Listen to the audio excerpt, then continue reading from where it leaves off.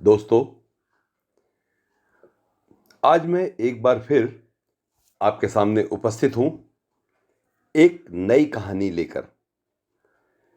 कहानी का शीर्षक है स्वत्व रक्षा। लेखक मुंशी प्रेमचंद और स्वर मैं अजय कपूर।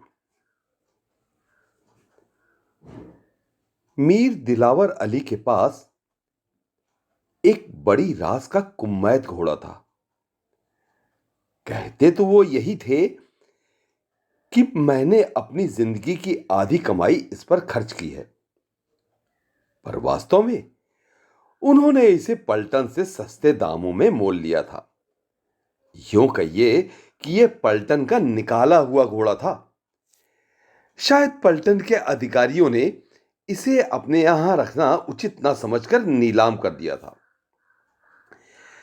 मीर साहब कचहरी में मुहर्रिर थे। शहर के बाहर मकान था। कचहरी तक आने में 3 मील की मंजिल तय करनी पड़ती थी। एक जानवर की फिक्र थी। ये घोड़ा सुबीती से मिल गया तो ले लिया। पिछले 3 वर्षों से वो मीर साहब की ही सवारी में था। देखने में तो उसमें कोई ऐब न था, पर कदाचित आत्मसम्मान की मात्रा अधिक थी। उसे उसकी इच्छा के विरुद्ध या अपमान सूचक काम में लगाना दुस्तर था। खैर, मीर साहब ने सस्ते दामों में कला रास का घोड़ा पाया तो फूले ना समाये, लाकर द्वार पर बांध दिया। साइज का इंतजाम करना कठिन था। बेचारे खुद ही शाम सवेरे उस पर 2-4 हाथ फेर लेते थे। शायद घोड़ा इस सम्मान से प्रसन्न होता था। इसी कारण रातिब की मात्रा बहुत कम होने पर भी वो असंतुष्ट नहीं जान पड़ता था। उसे मीर साहब से कुछ सहानुभूति हो गई थी। इस स्वामी भक्ति में उसका शरीर बहुत क्षीण हो चुका था, पर वो मीर साहब को नियत समय पर प्रसन्नतापूर्वक कचहरी पहुंचा दिया करता था। उसकी चाल उसके आत्मिक संतोष की द्योतक थी। दौड़ना वो अपनी स्वाभाविक गंभीरता के प्रतिकूल समझता था। उसकी दृष्टि में उच्छृंखलता थी। स्वामी भक्ति में उसने अपने कितने ही चिर संचित स्वत्वों का बलिदान कर दिया था। अब अगर किसी स्वत्व से प्रेम था तो वो रविवार का शांति निवास था। मीर साहब इतवार को कचहरी न जाते थे। घोड़े को मलते, नहलाते, तैराते थे। इसमें उसे हार्दिक आनंद प्राप्त होता था।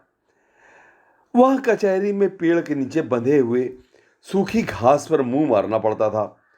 लू से सारा शरीर झुलस जाता था। कहां इस दिन छप्परों की शीतल छांव में हरी हरी दूब खाने को मिलती। अतएव इतवार को आराम वो अपना हक समझता था और मुमकिन न था कि कोई उसका यह हक छीन ले। मीर साहब ने कभी कभी बाजार जाने के लिए इस दिन इस पर सवार होने की चेष्टा की, पर इस उद्योग में वो बुरी तरह मुंह की खा गए।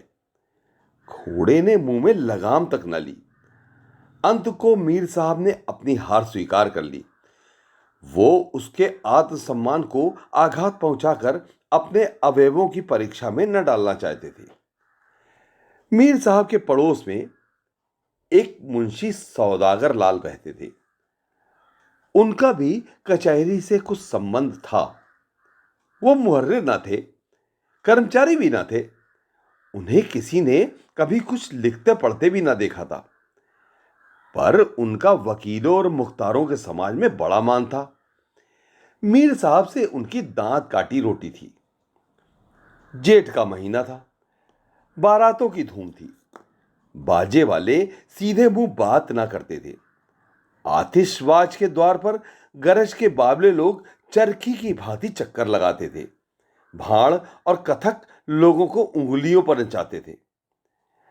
पालकी के कहार पत्थर के देवता बने हुए थे। भेंट लेकर भी न पसीजते थे।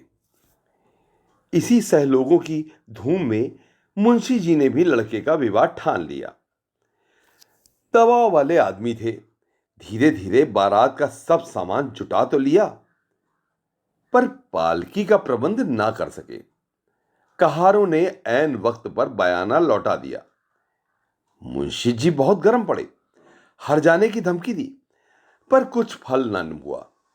विवश होकर यही निश्चय किया कि वर को घोड़े पर बैठाकर वर यात्रा की रस्म पूरी कर ली जाए। 6 बजे शाम को बारात चलने का मुहूर्त था। 4 बजे मुंशी जी ने आकर मीर साहब से कहा, यार, अपना घोड़ा दे दो, वर को स्टेशन तक पहुंचा दें।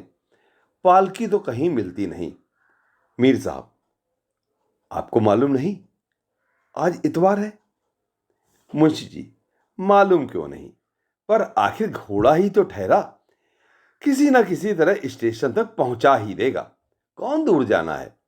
मीर साहब, हियो आपका जानवर है, ले जाइए, पर मुझे उम्मीद नहीं कि आज वो पुट्ठे पर हाथ भी रखने दे। मुंशी जी, अजी मार के आगे भूत भागता है। आप डरते हैं इसलिए आपसे बदमाशी करता है। बच्चा पीठ पर बैठ जाएंगे तो कितना ही उछले कूदे, पर उन्हें हिला ना सकेगा। मीर साहब, अच्छी बात है, जाइए, और अगर उसकी ये जिद आप लोगों ने तोड़ दी तो मैं आपका बड़ा एहसान मानूंगा। मगर ज्यों ही मुंशी जी अस्तबल में पहुंचे, घोड़े ने शशंक नेत्रों से देखा और एक बार हिनहिना कर घोषित किया कि तुम आज मेरी शांति में विघ्न डालने वाले कौन होते हो? बाजे की धड़धड़ और पोंपों से वो उत्तेजित हो रहा था। मुंशी जी ने जब पगहे को खोलना शुरू किया तो उसने कनौतियां खड़ी की और अभिमान सूचक भाव से हरी हरी घास खाने लगा। लेकिन मुंशी जी भी चतुर खिलाड़ी थे। तुरंत घर से थोड़ा सा दाना मंगवाया और घोड़े के सामने रख दिया। घोड़े ने इधर बहुत दिनों से दाने की सूरत ना देखी थी। बड़ी रुचि से खाने लगा और तब कृतज्ञ नेत्रों से मुंशी जी की ओर ताका, मानो अनुमति दी कि मुझे आपके साथ चलने में कोई आपत्ति नहीं है। मुंशी जी के द्वार पर बाजे बज रहे थे। वर वस्त्राभूषण पहने हुए घोड़े की प्रतीक्षा कर रहा था। मोहल्ले की स्त्रियां उसे विदा करने के लिए आरती लिए खड़ी थीं। 5 बज गए थे। सहसा मुंशी जी घोड़ा लाते हुए दिखाई दिए। बाजे वालों ने आगे की तरफ कदम बढ़ाया। एक आदमी मीर साहब के घर से दौड़कर साज उठा लाया। घोड़े को खींचने की ठहरी, मगर वो लगाम देखकर मुंह फेर लेता था। मुंशी जी ने चुमकारा, पुचकारा, पीठ सहलाई, फिर दाना दिखलाया, पर घोड़े ने मुंह तक न खोला। उन्हें क्रोध आ गया। ताबड़तोड़ कई चाबुक लगाए। घोड़े ने जब अब भी मुंह न खोला और लगाम न ली तो उन्होंने उसके नथने पर चाबुक के बेंत से कई वार किए। नथनों से खून निकलने लगा। घोड़े ने इधर उधर दीन और विवश आंखों से देखा। समस्या कठिन थी। इतनी मार उसने कभी न खाई थी। मीर साहब की अपनी चीज थी। ये इतनी निर्दयता से कभी न पेश आते थे। सोचा मुंह नहीं खोलता तो नहीं मालूम कितनी मार पड़े। लगाम ले ली, फिर क्या था, मुंशी जी की फतह हो गई। उन्होंने तुरंत जीन भी कस दी। दूल्हा कूदकर घोड़े पर सवार हो गया। जब वर ने घोड़े की पीठ पर आसन जमा लिया तो घोड़ा मानो नींद से जागा।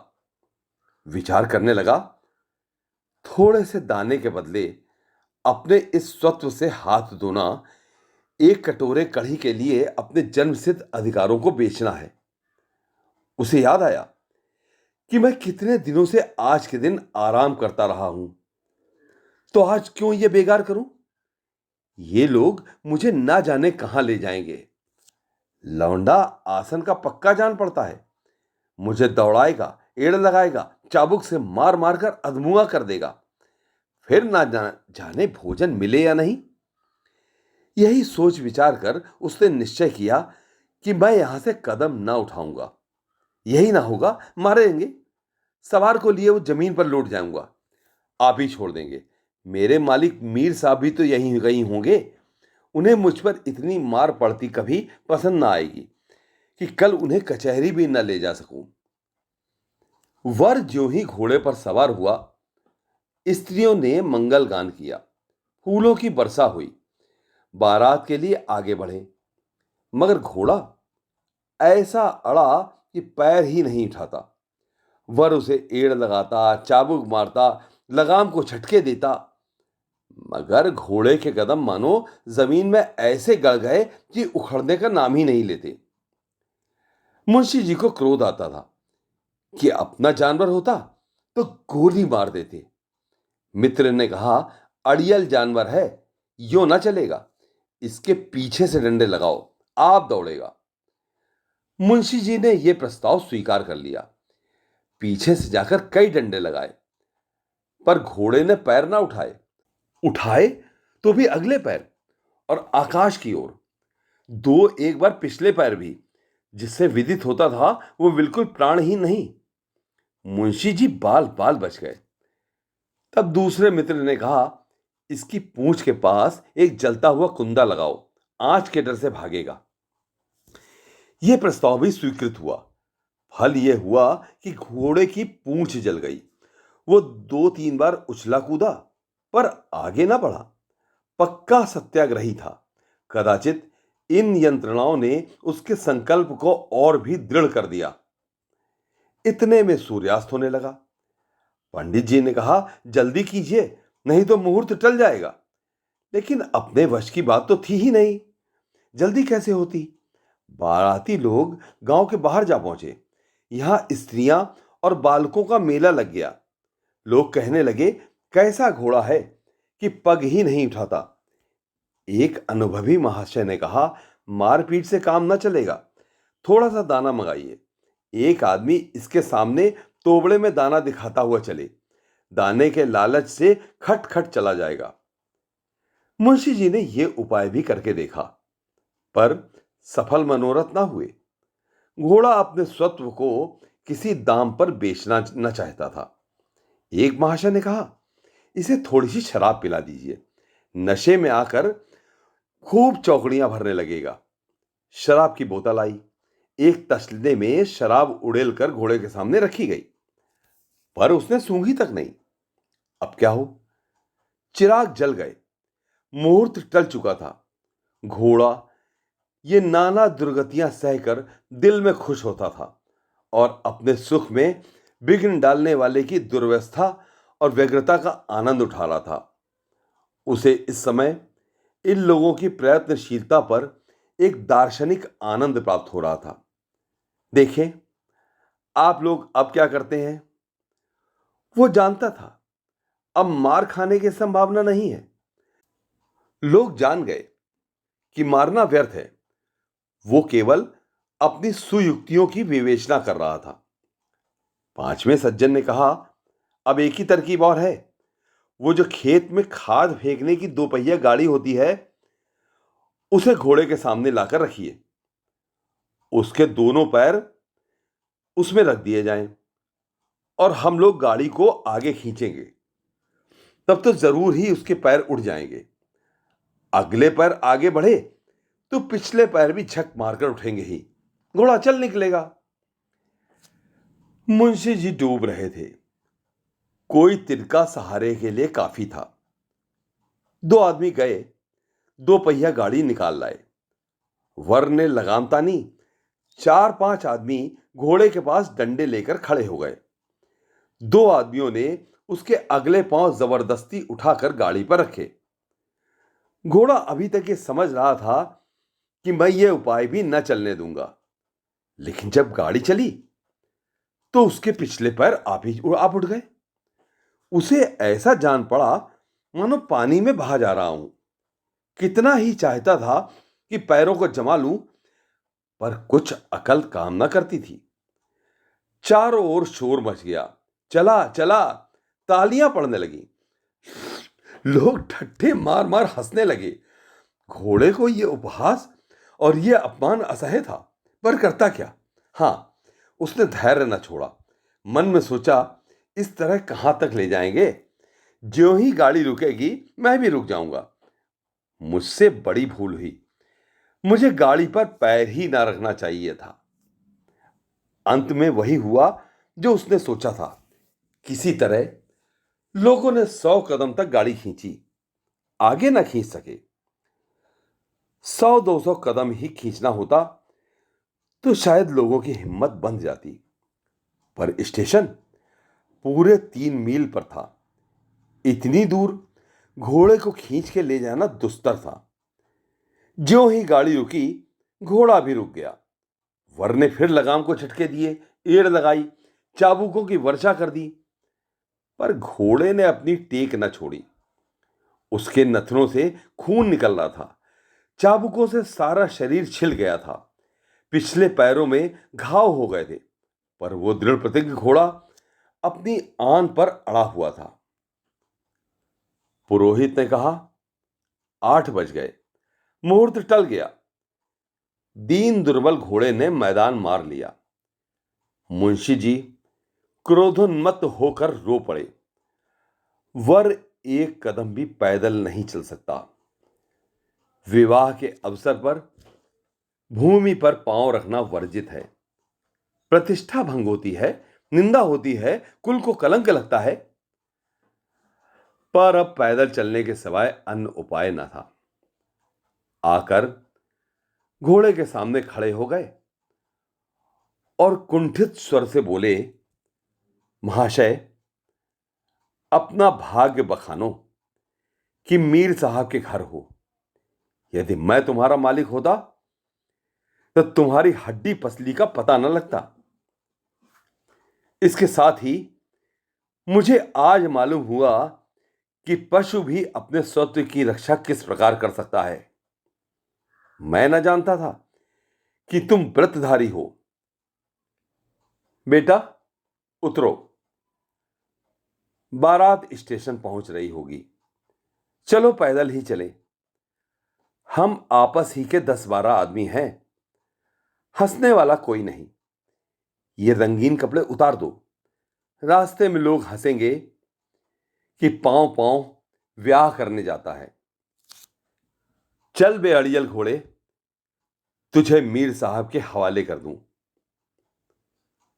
और ये कहानी यहीं पर समाप्त होती है।